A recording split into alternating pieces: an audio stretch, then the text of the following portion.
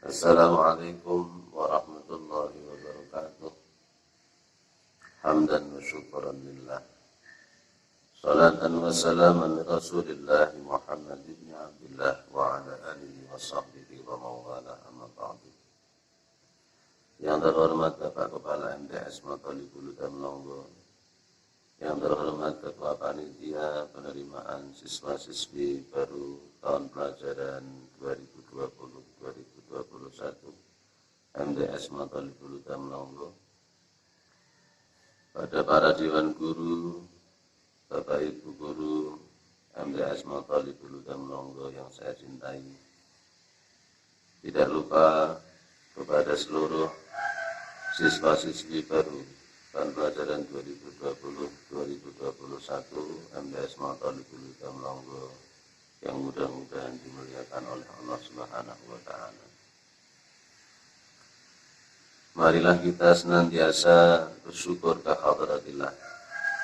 Dengan nikmat taufik hidayahnya, kita masih diberikan kesempatan oleh Allah untuk mengabdi kepada Allah Subhanahu wa Ta'ala, memperbaiki kehidupan kita dalam rangka berakhlakul karimah. Salawat salam kita curahkan kepada baginda Rasulullah Muhammad sallallahu alaihi wasallam. Mudah-mudahan kita sekalian menjadi umat beliau yang besok mendapatkan pertolongan beliau, syafaatul uzma, amin Allahumma amin. Anak-anakku, siswa-siswi baru MTS Matalibulu dan Melongo, bahwa kita sebagai manusia ini akan memiliki derajat yang tinggi di hadapan Allah, akan mulia di hadapan masyarakat kalau kita memiliki akhlak, memiliki budi pekerti, memiliki kesopanan yang tinggi. Oleh karenanya Rasulullah Muhammad SAW diutus oleh Allah kepada umat manusia, sesungguhnya tiada lain hanyalah untuk memperbaiki, menyempurnakan akhlak. Beliau bersabda, innama bu'istu liutammima makarimal akhlak, bahwasanya aku diutus oleh Allah dalam rangka untuk menyempurnakan akhlak yang mulia.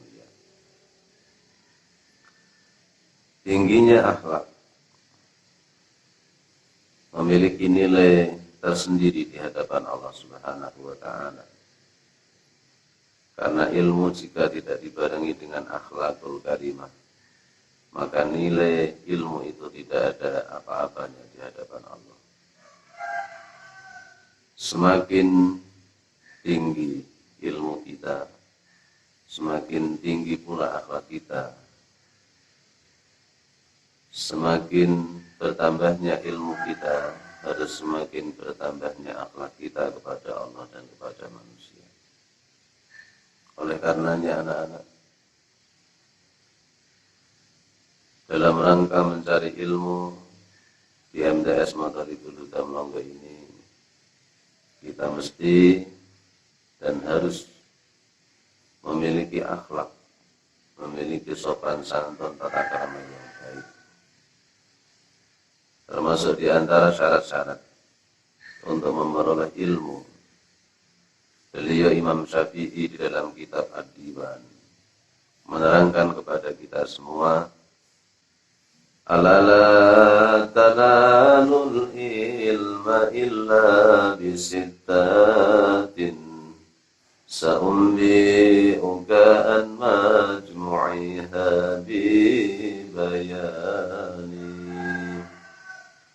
dakain wa khirzin wa istibarin wa bulghatin wa irsyadi ustadin wa tuli zamani. Bahwa beliau menerangkan syarat-syarat untuk mencari ilmu. Di situ ada 6 syarat. Satu, dakain, orang yang mencari ilmu, para pelajar, para siswa harus mempunyai satu daka, artinya mempunyai kecerdasan. Mustahil kita akan memperoleh ilmu jika kita tidak memiliki otak yang cerdas. Kecerdasan ini memiliki dua hal. Satu, muhibbatun minallah. Kecerdasan itu memang kecerdasan yang diberikan langsung oleh Allah. Banyak di antara para pelajar mungkin dia sejak lahir memang cerdas. Itu adalah muhibbah, pemberian Allah Subhanahu wa ta'ala. Kadang sedikit belajarnya, tapi dia paham apa tentang ilmu yang disampaikan oleh guru. Hanya mendengarkan pelajaran tatap muka di dalam kelas dengan guru, tapi dia sudah luar biasa mendalami ilmu itu. Ini harus disyukuri karena tidak semua orang memiliki muhibbah minallah, berupa kecerdasan pemberian dari Allah langsung. Dan yang kedua adalah muktasab, kecerdasan yang diperoleh karena dia betul-betul berusaha keras dengan belajar. Di sekolah dia selalu mendengarkan nasihat, keterangan dari gurunya. Di rumah kemudian dipelajari, diulang-ulang, kemudian didiskusikan dengan teman-temannya, kemudian baru menjadi ilmu masuk ke dalam hatinya. Dua-duanya sebetulnya sama, karena satu, dengan ketekunan usaha yang kuat, akhirnya dia juga memperoleh kefahaman ilmu seperti yang diberikan Allah kepada kelompok orang yang muhibbatun minallah. Anak-anakku sekalian, yang kedua adalah khirsin. Orang yang mencari ilmu disyaratkan untuk khirsin, haris. Dia harus selalu rakus dengan ilmu, tidak puas dengan ilmu yang dimiliki. Semakin dia belajar ilmu, semakin mendalami ilmu itu, semakin dia merasa kurang dan kurang. Sehingga waktu yang ada selalu dihabiskan, disibukkan untuk mencari ilmu. Yang ketiga adalah wastibari. Orang yang mencari ilmu harus mempunyai jiwa yang sabar.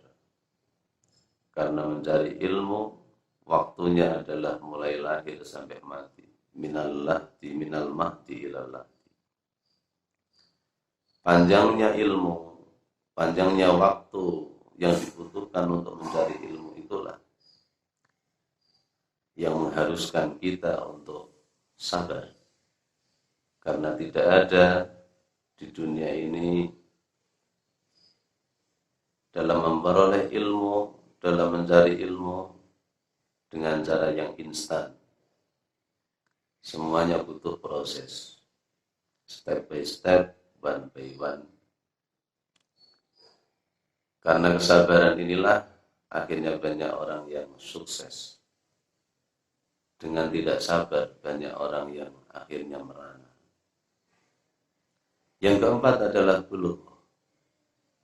Bulugh yang dimaksudkan Imam Syafi'i adalah bekal atau materi. Memang ilmu itu gratis, tapi sarana usaha untuk mencapai ilmu itu banyak materi, banyak harta yang kita butuhkan. Sebagai contoh, anak-anakku, kalian berangkat dari rumah sampai di madrasah, sampai di MTS, tentu membutuhkan biaya untuk transportasi. Di MTS juga nanti ketika istirahat, perut kalian lapar, butuh uang untuk jajan. Begitu seterusnya, buku untuk dipelajari, butuh untuk membeli dan seterusnya. Itu yang dimaksud dengan bulugh. Kemudian yang keempat, orang yang mencari ilmu disyaratkan oleh Imam Syafi'i, dia harus irsyadi ustadin, dakain nomor 1, nomor 2 khilsin, nomor 3 istibarin, nomor 4 bulghah, yang kelima yakni irsyadi ustadin. Orang yang mencari ilmu harus selalu dan selalu mengikuti petunjuk gurunya. Irsyadi ustadin yang dimaksudkan, apapun yang telah Bapak dan Ibu guru bimbingkan kepada kalian semua para murid, para siswa, kalian harus mematuhinya. Guru mengajari untuk belajar di rumah, maka belajarlah. Guru memberikan tugas di sekolah, maka kerjakanlah. Guru menyuruh kalian untuk menghafalkan misalnya, maka hafalkanlah. Guru menyuruh kalian diam untuk mendengarkan keterangan beliau, maka dengarkanlah dengan baik. Ini yang dimaksud dengan irsyadi ustadin. Panjang sekali jika saya harus menerangkan irsyadi ustadin. Di antara yang termasuk bab irsyadi ustadin adalah jangan pernah sekali-kali menyakiti hati guru kalian. Sopanlah di hadapan gurumu, patuhilah apa yang menjadi kehendaknya, dan jangan sampai melawan, apalagi berani untuk tidak taat kepada guru. Karena itu adalah syarat yang kelima untuk kita murid yang mencari.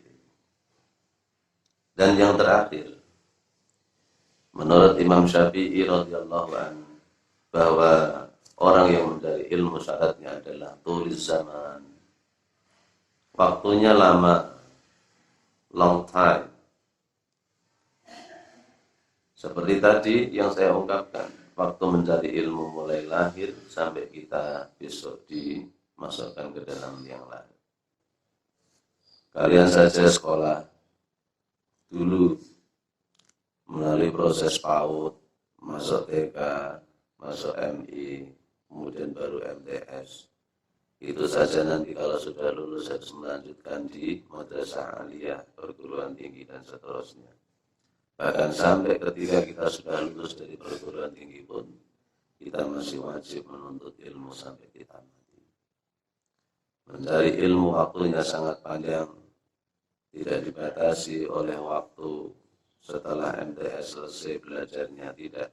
Tapi sepanjang nyawa masih ada di kandung badan, kita wajib menuntut ilmu, mencari ilmu Allah Subhanahu wa ta'ala. Dan jangan lupa, jika kalian ingin mendapatkan ilmu yang bermanfaat terutama, maka jangan pernah kalian menyakiti hati orang tua kalian. Karena kalian ada, itu karena barokah dari kedua orang tua kalian, ayahmu dan ibumu, yang telah membesarkanmu, yang telah mendidik merawatkanmu. Jangan kau lupakan dia, jadikanlah dia menjadi kunci keberkahan hidupmu. Anak-anakku yang saya cintai, jangan lupa menuntut ilmu yang bermanfaat. Itu memang butuh proses yang sangat panjang. Butuh satu yang diterangkan oleh Imam Syafi'i tadi, harus mempunyai kecerdasan, dakain. Kemudian yang kedua, wa khirsin, harus mempunyai kesematan yang tinggi, semangat yang kuat untuk selalu rakus mencari ilmu. Wastibarin, kesabaran. Wa bulghatin, ada biaya materinya. Kemudian wa irsyadi ustadin, selalu mengikuti petunjuk-petunjuk gurunya. Wa tuliz zaman, dan memang lama. waktunya untuk mencari ilmu. Itu yang harus dipahami, itu yang harus dipraktekkan oleh siswa-siswi baru MTS Matalibul Huda. Kemudian akhlak kepada guru harus dijaga, akhlak kepada sesama teman. Jangan berbicara pembicaraan yang kotor, pembicaraan yang dilarang oleh agama. Bicaralah yang baik. Kalau tidak bisa bicara yang baik, lebih baik diam. Man kana yu'minu billahi wal yawmil akhir falyaqul khairan aw liyasmut. Jika kalian tidak bisa bicara yang baik kepada orang lain, hendaklah kalian diam saja. Ini yang telah dituntunkan bagi Rasulullah kepada kita semuanya, wahai anak-anak. Kemudian di dalam kelas nanti ketika kalian sudah belajar dengan baik, jangan usil, jangan gaduh, jangan membuat suasana gurumu di dalam kelas itu tidak nyaman. Buatlah gurumu senang, sehingga nanti apa yang disampaikan akan betul-betul kalian bisa pahami. Kalian bisa menyerap ilmu yang telah disampaikan oleh para guru, sehingga kalian masukkan ke dalam hati kalian menjadi ilmu yang bermanfaat, menjadi ilmu yang sampai tua bahkan sampai mati tidak akan bisa hilang. Kenapa saya katakan begitu? Karena dulu ada ulama hebat namanya Imam Sibawayh. Ketika beliau sudah di dalam alam barzakh, didatangi oleh malaikat Munkar Nakir. Beliau ditanya oleh malaikat Munkar Nakir, "Man rabbuka?" Tapi apa yang menjadi jawaban beliau? Beliau justru malah bertanya kepada Munkar dan Nakir, "Ma harfu madza ya malaikat?" Malaikat, ma itu huruf apa? Malaikat tidak tahu, karena malaikat tahunya adalah marbuka, jawabannya Allah. Dia tidak pernah diajari ma itu huruf istifham, apa huruf nabi. Akhirnya dia soal kepada Allah, "Ya Rabb, hambamu Sibawayh di dalam kubur saya tanya marbuka, tapi justru malah aku ditanya balik, ma harfu madza ya malaikat, ma huruf apa?" Allah kemudian menjawab, "Jangan kau tanya Sibawayh, karena Sibawayh ilmunya lebih tinggi darimu." Akhirnya malaikat itu tidak jadi menanyai tentang pertanyaan-pertanyaan alam barzakh kepada Imam Sibawayh. Ini adalah contoh. Ternyata ilmu yang sudah menjadi mendarah daging di dalam hati manusia, ini akan dibawa sampai dia di alam barzakh, sampai dia besok di akhirat. Oleh karenanya saya doakan mudah-mudahan semuanya siswa-siswi baru ini betul-betul bisa meresapi, bisa menghayati dan mempraktekkan syarat-syarat untuk mencari ilmu yang telah dituntunkan oleh Imam Syafi'i. Sebelum saya tutup, saya mau bertanya kepada anak-anak, tolong nanti dijawab. Apa syarat orang yang mencari ilmu? Nomor 2, berapa syarat orang yang mencari ilmu? Sebutkan. Dan yang terakhir, apa yang dimaksud dengan irsyadi ustadin? Terangkan. Itu kiranya para siswa-siswi baru yang bisa saya sampaikan. Mudah-mudahan kalian bisa memahami, utamanya nanti bisa mempraktekkan semua kesalahan, kekurangan yang saya sampaikan. Mohon maaf. Mudah-mudahan bermanfaat bagi saya, umum pada kalian semua. Wallahul muwaffiq ila aqwamit thariq. Wassalamualaikum warahmatullahi wabarakatuh.